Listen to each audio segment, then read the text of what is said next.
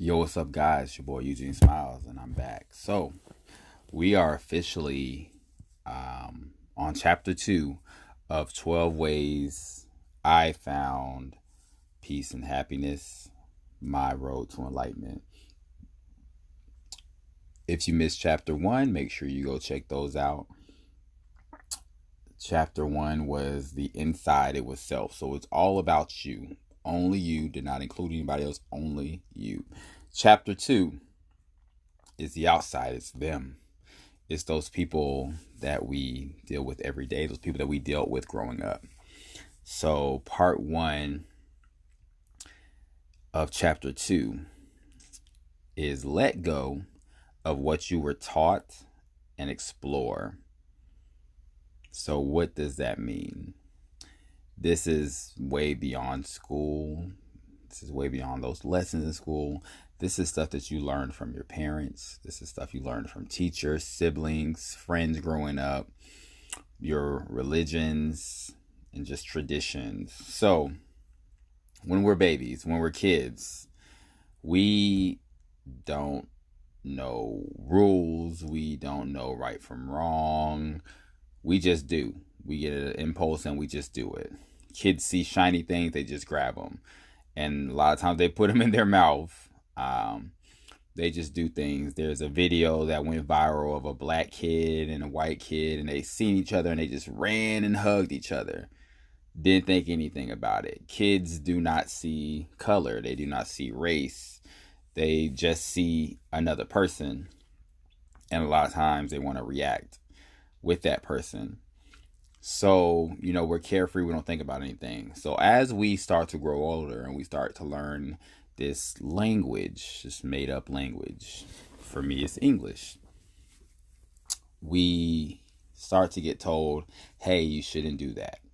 Hey, you have to wear clothes. Babies, they will run around butt naked, not think anything about it. They're like, this is natural. They're just doing it, So we start learning we have to wear clothes. You have to wear pants. You have to wear shoes. Oh, you're a boy, you have to wear blue. You're a girl, you have to wear pink. You're a girl, you have to play with Barbies. You're a boy, you have to play with trucks. We start to get taught this stuff. And even if the person, the parents, the guardian, is not directly saying you have to play with this, you have to wear this, they're putting the children in these clothes. They're getting the children these toys. And it's a little, oh, you have a boy, I'm gonna get him a truck, or I'm gonna get him a action figure. It's always just how it goes. You got a girl, I'm gonna get her a doll, get her a Barbie. It's just how it goes. So we start subconsciously teaching our children these things and these habits.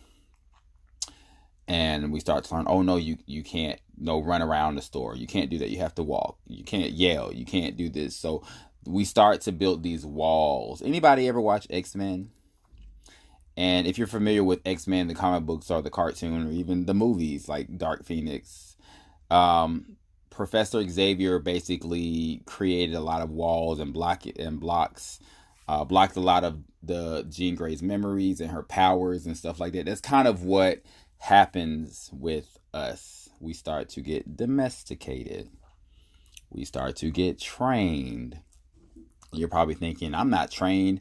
Yeah, you are. It might not be a word that you want to identify with being taught things or told things, but it's exactly what it is. So as we get older, and then we go to school and we learn we shouldn't talk during class without raising our hands, and we shouldn't do this, and we should act a certain way. And then we start to get chastised or teased or made fun of for just being our natural selves. Oh, why is your voice like that? Why do you look like that? I had a friend who, he's a male, he's very pretty. And when he was younger, he was very pretty. And he kind of used to get teased because the guys and even some girls would say he looks like a girl. And no, he wasn't trying to look like a girl. He had very curly hair, so he would wear it in a ponytail. But and his voice was, I think, kind of high, so they would say he looked like a girl. So he would want to change himself so he can fit in more and not get talked about and teased. That's all a part of training. When you're a child and somebody has a son, my son's gonna play football, my son's gonna play basketball. They start putting their children in these sports, even if their children don't necessarily show interest in them. They put them into these sports. Oh, my daughter's gonna be a ballerina, stuff like that. We start to kind of train our children that you're a girl, you're a boy, you're a male, you're a female. These are the things you do doing that. We also start to groom our kids that, oh, you have to go to school. You have to get good grades so you can go to college. Not take school, go to college. And a lot of times, kids gravitate towards certain things, and they're not giving a chance to explore those things until they're older, because their parents want to create their own path. This is all a part of domestication. And the point of this chapter is to break that training. Break it. We're taught when you go here, you have to wear a certain type of clothes. When you go to church, you have to wear a suit. You have to wear a long dress or a long skirt. So it was very strange, because a lot of our grandparents, great grandparents, somebody come to church in some jeans and girl doesn't have heels on or a long skirt, they're looking at them crazy. Like, why don't you have that on? When at the end of the day, it does not really matter. It does not matter at all. So this is a part of breaking the traditions and breaking the things that you were taught, breaking them, and start to explore yourself. Because as we get older and we're told that we have to do this because of who we are, oh, you're black, you have to listen to this music, or you have to dress this way, you have to act this way, you have to do this, do that, we start to lose ourselves. And when you start doing that, for at least 18 years, sometimes it's more, sometimes it's a little less, depending on your life circumstances. But when you start to do that and get taught that and get told that, you start to lose yourself. Now, I remember, growing up and being told that I talk like I'm white. And this was from one of my cousins, said that she was from Alabama. So I didn't talk like them. So I was told to talk like I'm white. Luckily, I didn't try to change the way I talk. But, it's some people get told that, and there's something that they feel like they need to change. Or because you're black, you should be talking like this with slang or ebonics or whatever. That's not how it is. So one of the part of my journey is I had to reteach myself how to be me. Remember when I was younger and be like, hey, why was I, so happy and carefree here, and then now I'm not? Because a lot of times when we have to live these alternate lifestyles, we start to not be happy because we're always having to change. It's like code switching. When you're around your white friends, you have to talk and act like this. When you're around your black friends, you have to talk and act like that. Code switching is very draining. And anytime you have to change who you are to appease someone else, you might not need to be around that person. You might just need to move on from them. It's not working. So we have to just teach ourselves. So one of the things that really helped me was turning vegan. Now, when I turned vegan, it was not because I loved animals, which I do love animals. I love dogs. I was never eating dogs, but I do love animals. It was because I wanted to challenge myself. But going in through that process of challenging myself, becoming vegan, I started to break the habit of eating meat. An habit that was instilled in me as a baby, as a child. My mom and my dad grew up in the country, North Carolina and Alabama, respectively. So they ate meat. They, on my mom's side, they, were eating even roadkill. Possum gets killed, that might be dinner, It was in the country, that's how it was. So I was eating meat as a child. I was drinking milk as a child. I was eating eggs. So these are all things that were kind of taught to me. And I never consciously made the decision to start eating meat. I was just doing it. And that's how all of us are. Because unfortunately, as babies, we don't really have a choice to any of this. And parents don't really think about the consequences of the things that they do to their children. They're just like, oh, this has happened to me. This is how I was taught. You know, guys, boys wear blue, girls wear pink. Guys play with trucks, girls play with Barbies. They eat whatever I eat. That's just kind of how it was. So we can't, I don't necessarily blame the parents, but I do think parents need to stop and think about what we're doing with our children and our children's diets and all of that, and even piercing the ears. Personally, if I have a daughter, I'm not piercing my daughter's ear. I'm gonna let her wait till she's old enough if she wants to pierce her ears. Same thing with circumcising penises. We're not naturally supposed to have circumcised penises. If we were, we would have been born that way. And we don't realize the things that affect us when we started doing it to our babies. So me turning vegan, I was able to kind of create, like, erase that part of my brain, or part of my process of growing up, and stop eating meat. And when I did that, and I was able to conquer that, I really started to look at everything different. I'm like, so what else have I been doing in my life that maybe I never questioned that I should start questioning? What else have I been doing that I maybe need to look more into, maybe change, maybe stop? What else have I not been doing that I maybe should start? So one of the other things I started to look at was religion. I grew up in church. Started going to church at a really young age, and I was very active in church. I used to teach Sunday school. I used to teach the children. I was in the church plays, all of that. Really active in church.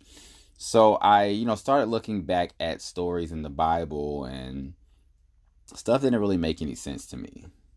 And I started, when I went to college, I was taking African American studies, and I started like thinking about things like, where was God during slavery? Where was God? Why did God let this happen? Why did God let that happen? No, I just started to look at things differently. Like, did the stuff in the Bible really happen, or is it just a story? This is just my journey. Of course, everybody else will have their own, but I started to really question things, and I started to look at what I was taught, and would always wonder, if Jesus was all about love, then why do preachers are always coming down on people that are homosexual all the time? Like, I would, go to churches and hear about, oh, if you're homosexual, you're going to hell, this, that, and the third. And it was just, it made me kind of look at everything differently. Like, something's not right here. And it made me kind of move from being Baptist or Christian to kind of just being more spiritual, because, when you do read the Bible, the relationship is about you and God, not you and your friend and what people think about you. It's about you and God. So I started to look at everything kind of differently. I had to take back my life and create my relationship with religion, because I was told, oh, you have to do this, you have to do that, so you can go to heaven. And I was told this by people who I know were sinning. So you just have to kind of reevaluate your life and take that back. And then also being a gay or bi, I don't know. I don't like labels either. So, but being a male that dates males is also a thing, because you're told that you should not do that. You shouldn't be gay. You shouldn't like males. You should date females, and you should act this way. You should talk. And it was just like, who made these rules? When you're looking at the rules that we as people live by when it comes to masculine and femininity and what guys and girls should do, who made these rules? These are just invisible, made up rules that really have no meaning, that really don't matter, that we're living by. And some people are literally killing themselves trying to live by these rules. How many times have you heard of somebody that was gay or called gay kill themselves? They take their own life because now they cannot live the life that they should. Or I'm sorry, that they're told they should. And this brings me to number 2, part 2, is stop creating your own suffering. One of the things that once we start, you know, once we're living a life that we're told we should live and the way that how we should do it, and we realize we can't do it because there's so many people, and I have to use gay males. There's so many gay males. They know they're gay when they're younger, but they're told they can't be gay. They're told they have to play sports. They're told this, that, and the third. They're kind of forced, especially by peer pressure and this and that, and keeping appearances that they have to have a girlfriend. And a lot of times those girlfriends end up being wives, and then they end up being baby mamas, and then all of this and the third. The next thing you know, you have this man who knows he's attracted to men, who knows he wants to be with a man. You have this man in a relationship, serious relationship, marriage, in a family with a woman. And now, because he cannot be satisfied, he's unhappy in that situation. And he sometimes will go out and satisfy himself with another man. Same thing happens to women. There are so many women who want to be open with their sexuality, but they can't because they will upset their families and their friends, people they grew up with. So they date a man, they have a family, and they're upset, and they sneak off, some of them, and they're with another woman. And a lot of times this leads to divorce. A lot of times it leads to heartache, and it definitely leads to pain. And then we don't understand when we are telling our children that they can't be gay, or we're saying stuff like, "I'm gonna beat out if my child was gay. I'll beat it out of them, and I'll do this and I'll do that. I'll disown them." That is creating suffering, because if you find out your child is gay, or you think your child is gay, it's not gonna go away. It's not something that they picked, that they chose. I didn't choose to be balding, and I didn't choose to be black. I didn't choose to be attracted to males. It was something that I knew very young. I had no control over it, and I have had girlfriends before, but it's just not the same as me dating a guy. And that's the same with most people. And I personally don't believe in sexuality. I like titles and stuff. Because I believe sexuality is fluid. That's my current belief. I believe in any situation, a certain situation, a gay male will mess with somebody of the opposite sex. A straight male will mess with somebody of the same sex. The same thing with women. That's personally what I believe. I believe we naturally, like, males can look at another male and think that they're attractive and not be sexually aroused by them. That's okay. Women do it all the time, but for males, we're told we can't do that. We can't say that another male is handsome. Luckily now, things are kind of changing. People are kind of opening up and realizing that they could be themselves and say things and not, be gay, because that's such a bad thing to be gay from what we're told.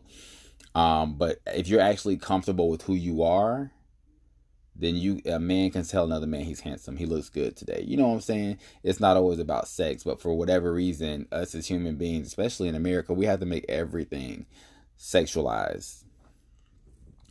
But you're creating your own suffering. When you're told that, oh, you have to go to this school and you have to become a doctor and you have to do this, if that's not something you really want to do, you're not going to want to do it. And if you continue to do it, you're not going to be happy. You're creating your own suffering. Creating your own suffering is any time that you're trying to live up to a standard or a rule that you have not that you don't agree with. You didn't create it. You don't agree with it. You were told you should do it. It's not making you happy, and it's making you depressed. It's called creating your own suffering. Another part of creating your own suffering that I want to get into is assuming. You should not assume. When we assume, what is the saying? You make an ass of yourself, or something like that. But when you assume, you're creating a false reality. You're creating something that hasn't even happened. You know what I'm saying? Like, say if you see somebody. Oh, I got the perfect example. When you're in a room and somebody's like, I'll beat everybody up in here. Oh, you won't beat me up. And then it turns into a whole thing, right, where you're now arguing with this person that probably doesn't know you, definitely wasn't talking to you or really about you. They were just saying something. You just created your own suffering, because hopefully you don't get beat up. But now you're dealing with something that you did not have to deal with. Assuming you heard somebody was talking about you. So now you're all upset, and now you want to say something to them and you want to fight them. Why? You actually don't know if they said something. You just heard that they might have said something. Why even worry about it if it hasn't happened? A lot of times we worry about things that have not happened, and a lot of times are not going to happen. We're creating our own suffering all the time. One of my friends had a COVID-19 scare. A family member of theirs found out they had contracted COVID. He was around them. His mother was around them. And then it became this whole thing of, oh my God, I'm so worried my mom might have coronavirus. Da, da, da. I said, well, you don't know if she does. 2, if she does, you can't do anything about it. It's unfortunately you can't. So you worrying yourself, stressing yourself out, all of that, you can't do anything about it. Only thing you can really do is set up a schedule of tests, go take the test, and then take whatever procedures you need to be. Definitely quarantine right now. We worry about everything so much. And worrying does nothing but make us sick. It does nothing but make us upset. And that's why we should stop creating our own suffering. And how do you do that? Is stop trying to live by the rules that your parents taught you, that those other guardians or older kids taught you. Those things, if it's something that's not you.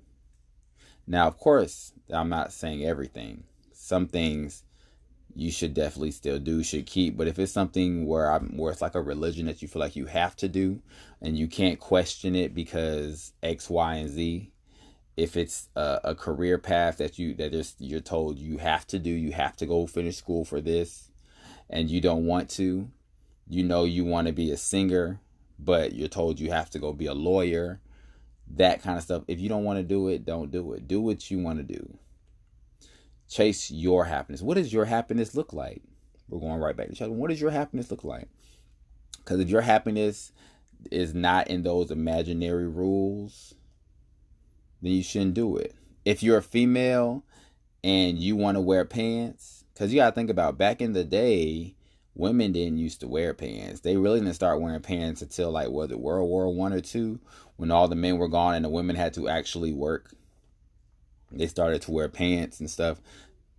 There was a time women didn't wear pants.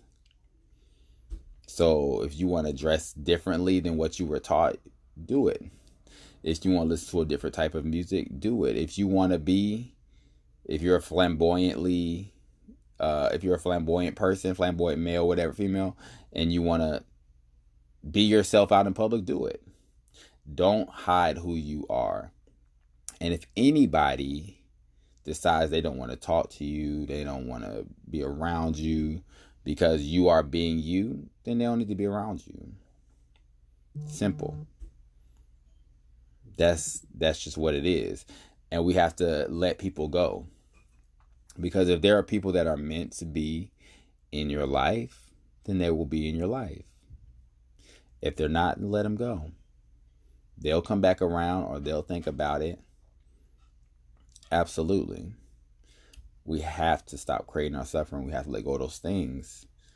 And if you feel like, you don't have to eat the same thing you were eating growing up. You don't have to go to that same type of church or have to be involved with that same religion. You don't have to dress the way that you were told you should dress. You don't have to work in that environment you were told or in that field you were told you have to work in.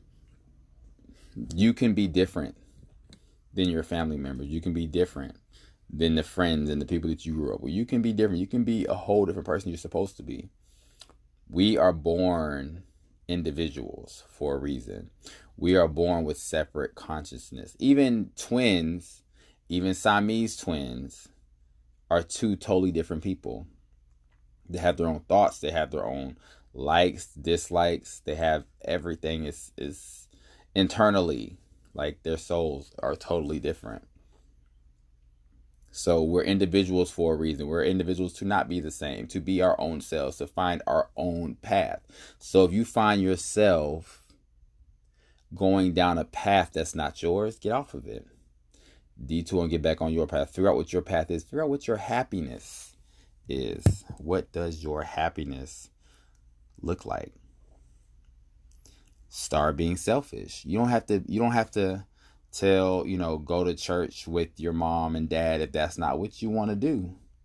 Will they be upset? Yeah, they might be upset, but hey, this is not for me. This is not my path anymore. Set your own goals. Don't let people tell you what your goals should be, no matter who that is, who they are to you. Set your own goals. Don't tell people don't let people tell you that you have to earn a certain amount of money. What are your goals when it comes to that?